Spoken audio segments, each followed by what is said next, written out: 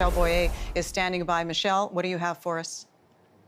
Jen, I can tell you that multiple Canadian government sources are telling me that the Canadian government believes that the U.S. intelligence about the Ukrainian plane that was shot down, or that crashed, I should say, was shot down, that intelligence, the Canadian government does believe that is credible. So again, sources saying that the government believes the U.S. intelligence reports that the Ukrainian plane was accidentally shot down by a missile is credible. Now, I can also tell you that Prime Minister Justin Trudeau has just called a news conference. It is scheduled in just over an hour from now at 2 o'clock Eastern here in Ottawa. He's said to be providing an update.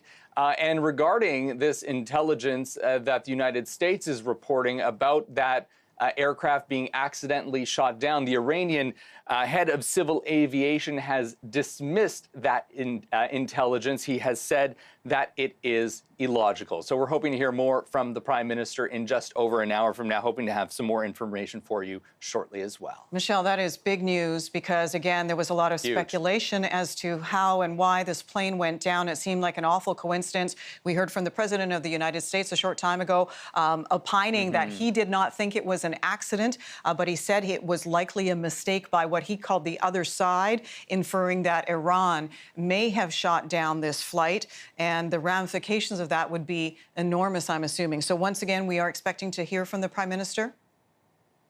Yeah, we are expecting to hear from the Prime Minister. We have been receiving text messages and seen some tweets from his Director of Communications, 2 o'clock Eastern, right here in Ottawa. All right. Meantime, our Foreign Affairs Minister did reach out to the Iranian Foreign Affairs Minister. What can you tell us about that, just quickly?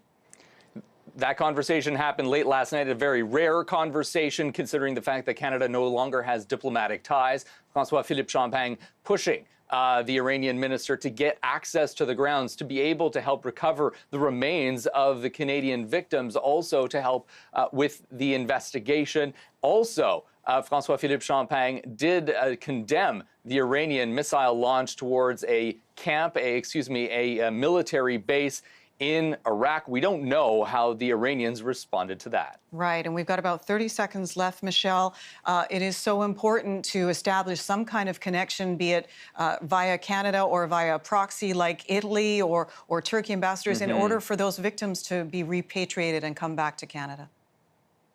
That is right, and that is the situation because Canada does not have and has not had diplomatic ties with Iran since 2012, making the situation even more complex. But if, in fact, Iran does allow Canada to be on the ground to help with that, it is a step forward. And other national security experts have said it's time to push harder to perhaps rebuild some of these diplomatic ties. Michelle Boyer with the latest breaking news out of Ottawa. We will continue to follow this developing story. Thanks, Michelle.